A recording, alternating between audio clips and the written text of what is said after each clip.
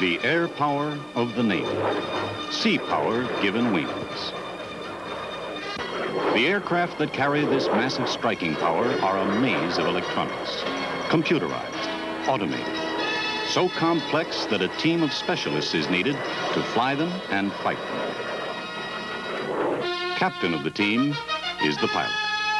Quarterbacking from his electronic viewing position is a different breed of flying man. Not a pilot at all. The Naval Flight Officer. He operates radar, computers, weapon systems, navigational systems, all the black boxes and push buttons which have replaced the fluttering scarf of the Red Barrel.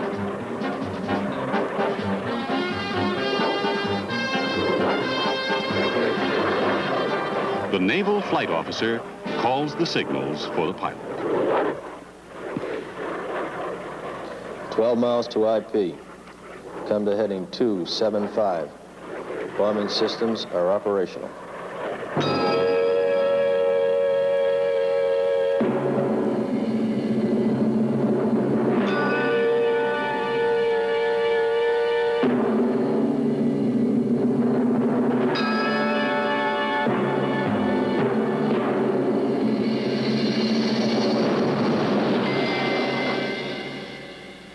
The job of the Naval Flight Officer is as varied as the aircraft of the Navy.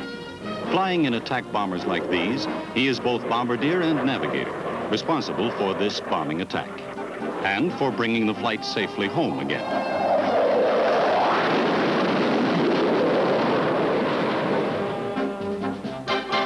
In this 1,600-mile-an-hour fighter, he runs the radar intercepts.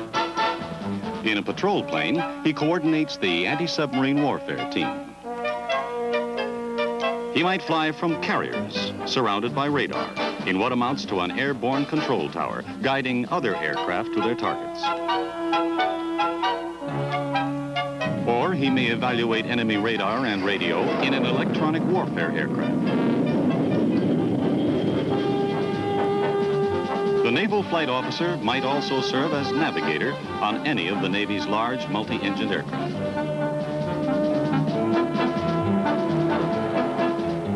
He could be a reconnaissance systems operator checking enemy beaches.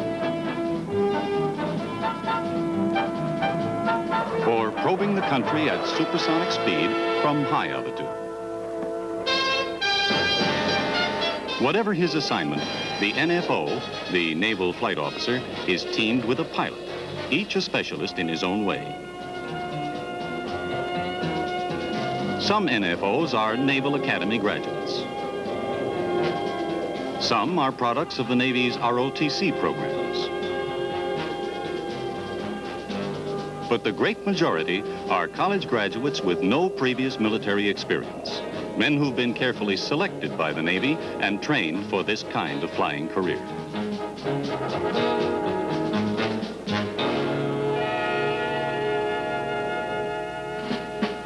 Pensacola, Florida, cradle of naval aviation. Most naval flight officers, and most Navy pilots too, begin their careers here as naval aviation officer candidates. The officer candidate is oriented to the Navy and to naval aviation's position in the naval organization and in fleet operations. He is trained in leadership.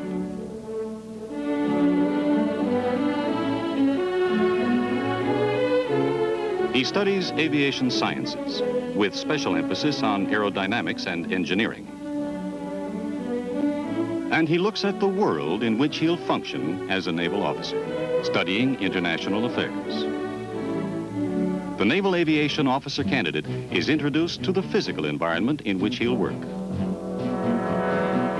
His oxygen is taken away, so he can see the effect on his coordination.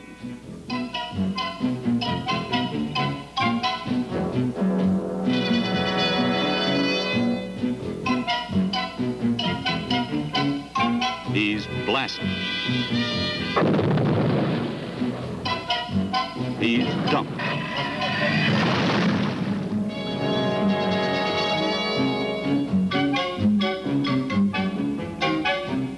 He's dropped and dragged. all in the interest of future survival. Not over. Be sure you have the handle of that wire. There you are. Okay, make sure that they're clear.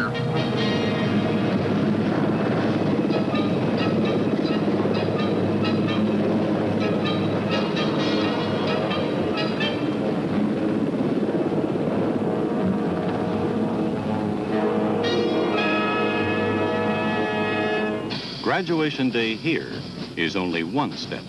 The untrained college student of a few months earlier has received only a military veneer and some basic indoctrination.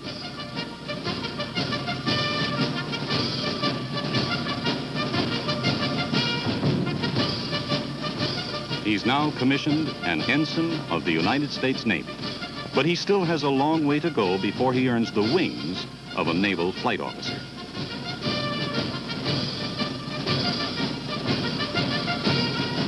Training Squadron 10 at Pensacola is the next stop. The classroom building is named for one of the first to study the new profession at Pensacola, and one of the first to be awarded the Navy Cross. Mr. Bixel, could I have a VFR frequency, please? Yes, sir. Come to channel 10, please. And Mr. Bixel, would you give me now a VFR position report utilizing the information I have here on the board? Here, the student officer moves from generalities to specifics, the skills of the NFO. Crestview Radio, Navy, 2 November 06, over. 2 November 06, Crestview Radio, go ahead. Crestview Radio, Navy, 2 November 06, Crestview 08, 8500, VFR, Navy Jacksonville, over. Radar and the computer. These are the basics. One job of the naval flight officer today employs the use of modern airborne fire control, ballistic, and navigation computers. These computers, however, are about 1,000 times faster than this demonstration. The flight portion of the training aims to give each student NFO the basic knowledge he needs for his trade and to indoctrinate him to flight. To the aileron. You want to check the aileron and the aileron tab for security. What's the aileron tab? Got your hand out there, Bixel. Naval flight officers are not trained as pilots, but they are introduced to the problems of controlling an aircraft. Would you like to try the controls now, Bixel? Yes, sir. Okay, remember what I told you now. Try to keep your scan going. Check your instruments. Check outside the aircraft for the airplanes.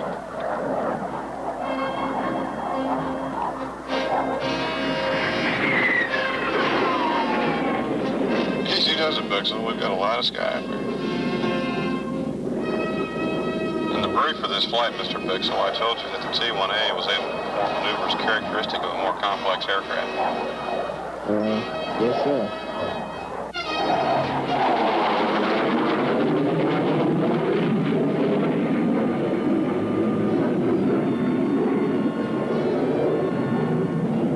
Are you okay back there? Yes, sir. Good. Ready for the next maneuver? Yes, sir.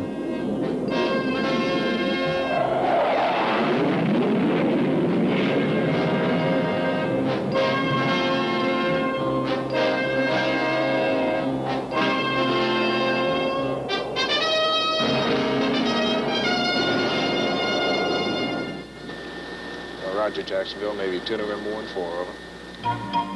The student flies missions in a training device between the actual flights. In this navigation trainer, he puts his classroom theory into practice, and the instructor can introduce unexpected conditions, like a change in wind speed or direction. He can see immediately how the student reacts.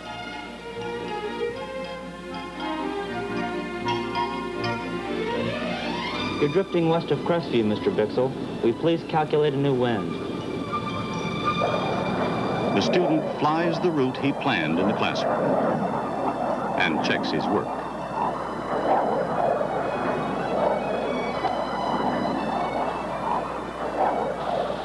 A radar trainer is used in the same fashion. 06, Roger. Radar views of air routes are fed to the trainer's scope electronically. Come left 4 degrees, please. Gradually, the student applies the knowledge he is absorbing in the classroom, planning simulated combat flights, and then carrying them through. Stand by. Initial point 5 seconds. Attack heading 075.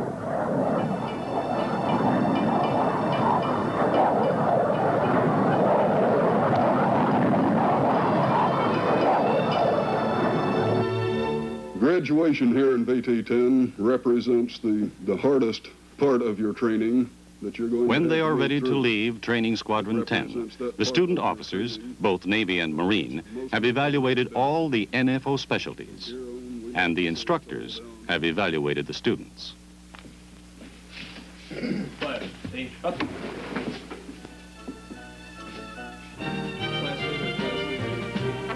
This has led to selection of each student for a particular Naval Flight Officer specialty. They are ready to move on to other bases for advanced training. For some, there's further instruction in operation of electronic devices, a necessity for most NFO assignments.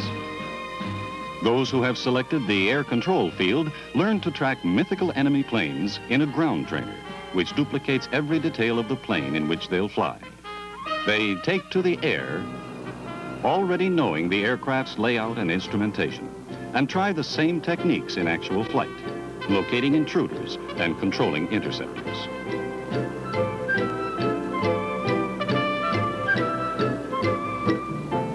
Flying classrooms carry students who have selected navigation or anti-submarine work as their specialties. Jet-propelled aircraft are rigged as classrooms too, for those who operate in high-performance combat aircraft. The wings of a naval flight officer mean that the student has mastered his specialty. Now he's teamed with a pilot for type training. And they're teamed with an airplane, the exact type they'll fly later in a combat squadron. The NFO and pilot get this kind of training throughout their careers, whenever they're assigned to a new aircraft. Together, they learn every detail of each operating system in the airplane. Starting the panel.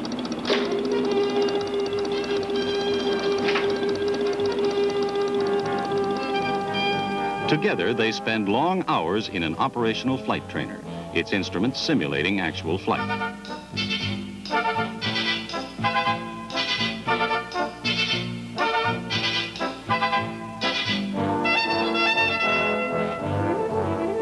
And together, they learn to manage the new aircraft and all its electronics, computerized, automated, demanding men of the highest skills and technical ability to control its power.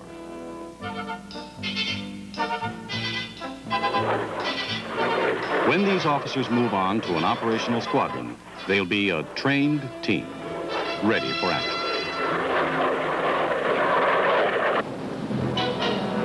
Throughout the fleet, NFOs are carrying out their assignments as part of the Navy team, calling the signals for naval air operations.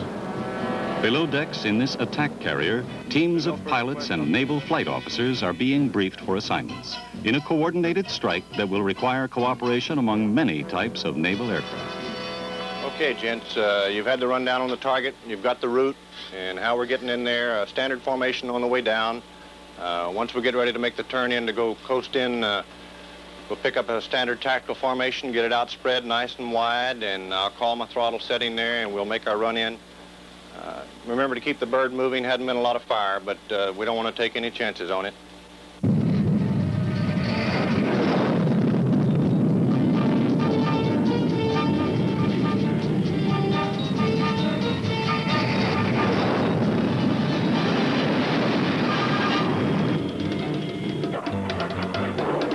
A-6 intruders, all-weather attack bombers, lead the strike. In each aircraft, a naval flight officer, the bombardier navigator, calls the signals. All systems normal. Come to heading 260. Estimate feet dry, 30 minutes.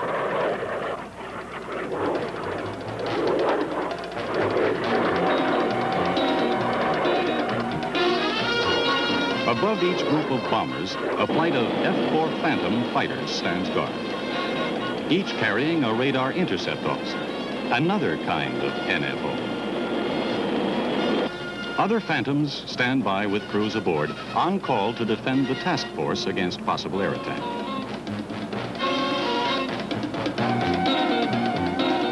E-2 Hawkeyes take off to search for enemy attackers. Their radar webs under the control of NFOs called Airborne Combat Information Center officers. Echo Seco, has all interceptor data been entered? And air control officers. Affirmative. All data has been entered. On guard too are EA-3 Sky Warriors, electronic warfare aircraft, listening for telltale signals of enemy communications and radar. Each carries an NFO, an airborne electronic evaluator. Fisheye, this is Deep Sea 02. I have a racket bearing 047. Possible submarine radar? A P-3 Orion on long-range anti-submarine patrol has been alerted by the warning from the Sky Warrior.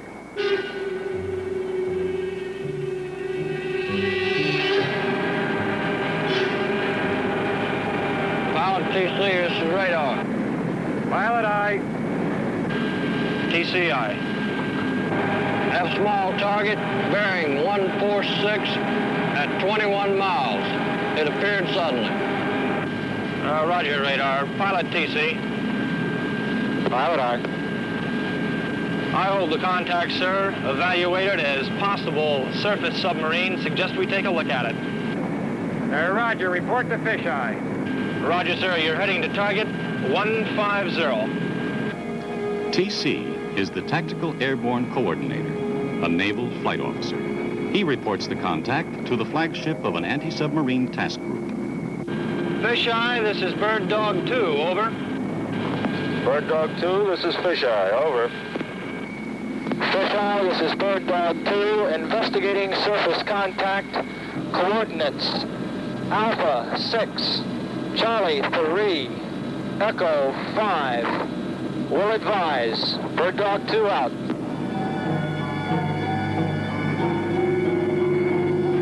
TC from radar. Target became a sinker. Last information, 150 at 6 miles. TC from pilot, how's your fix? Looks right on, sir. I'm putting the target on your BDHI now. Roger, prepare for sonobuoy drop.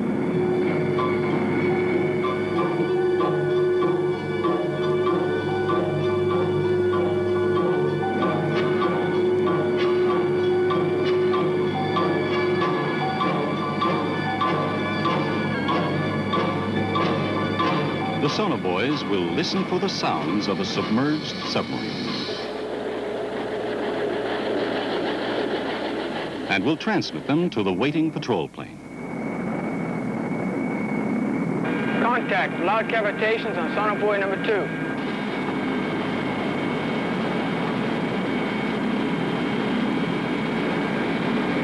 Pilot TC, I have a fix. Bearing 342, 2,550 yards, sonobuoy 2. Recommend mad run. Roger, TC. Stand by, Mad. MAD, the magnetic anomaly detector, locates a submarine by its disturbance of the Earth's magnetic field.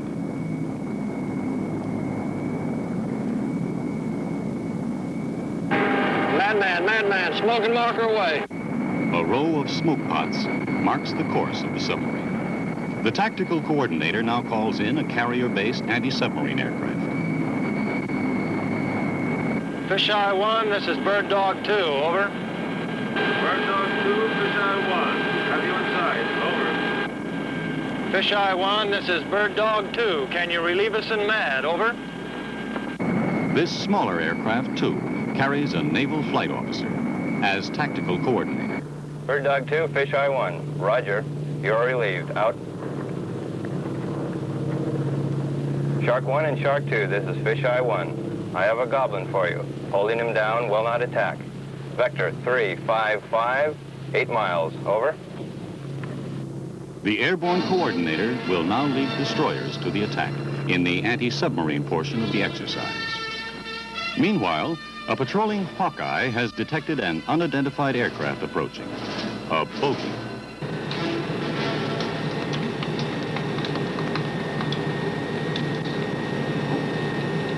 Seco Flight Tech, new bogey, track 0513, bearing 122, 147 miles. I have him on my scope. The E-2's Airborne Combat Information Center officer, another naval flight officer, must now decide whether the bogey is hostile or friendly. Home plate, this is Fortune Hunter 2. Bogey track 0513 does not respond to interrogation. I have classified him hostile. Is heading at 250, speed 550, altitude 50. Over.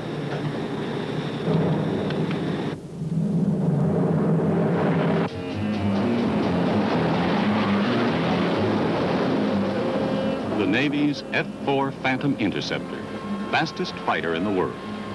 A naval flight officer rides the rear seat as radar intercept officer. Fortune Hunter 2, this is Backwash 1. Airborne with 2 chicks for your control. Over. Backwash 1, this is Fortune Hunter 2. Vector 150. Elevator Angels 50, over. The air control officer in the Hawkeye vectors the fighter to its target. He will guide the intercept until the fighter makes contact with its own radar. Backwash 1, weapons check, over. This is Backwash 1, weapon suite. Out. Backwash 1, this is Fortune Hunter 2. Bogey estimated single aircraft, headed 250, indicating 0.92 Mach, over. Backwash 1. Contact 5 right, 41. Over. This is Fortune Hunter 2. That is your bogey, over. Backwash 1. Judy, out.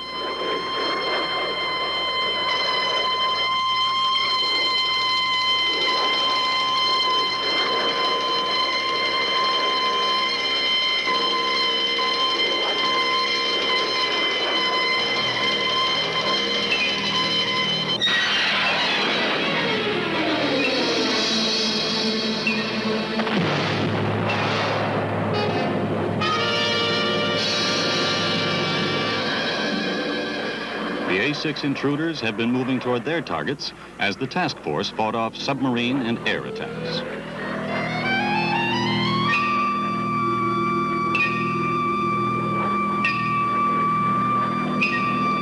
I have the initial point. Follow steering. Roger.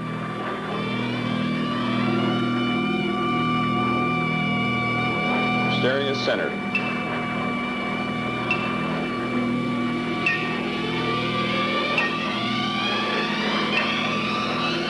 IP 10 miles. Heading to target 280. Roger, right to 280.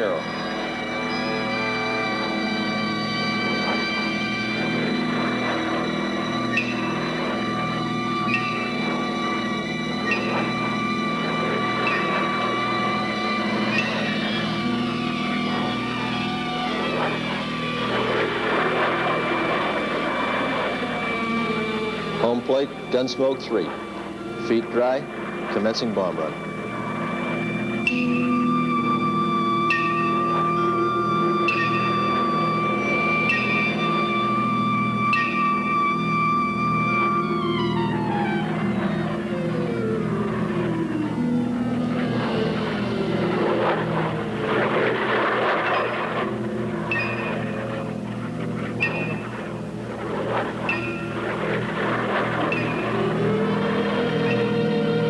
Time to target, 2 minutes.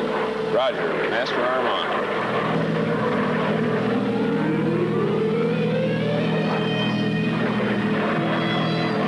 Roger, your master arm is on, and you're in attack.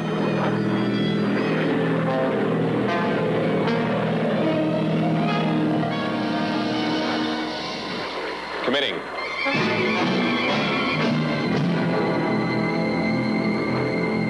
Braking left.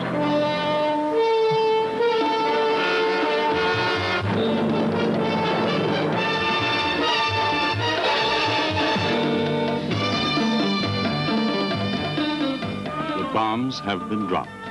The mythical bombs of a maneuver, and the intruders turn toward home. Aboard the flagship, a report from Air Intelligence. Sir, we have a report from Gunsmoke 3. They broke through the Bay radar defenses and scored a direct hit on the bridge. Yes, sir, their interceptors got off, but our A6s were on their way home.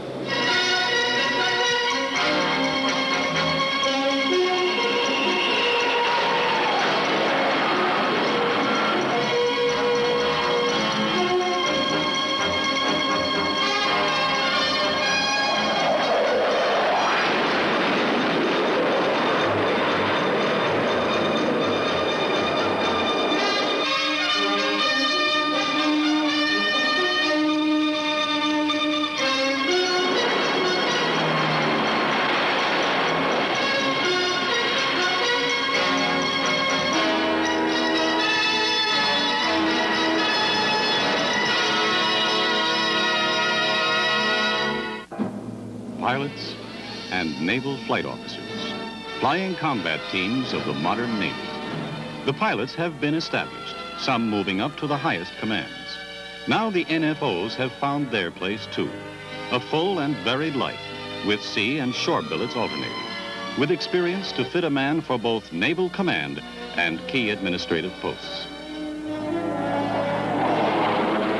The naval flight officer, calling the signals for the Navy's air team. Playing on his electronic webs, the NFO guides the Navy's air power. The airman of the future.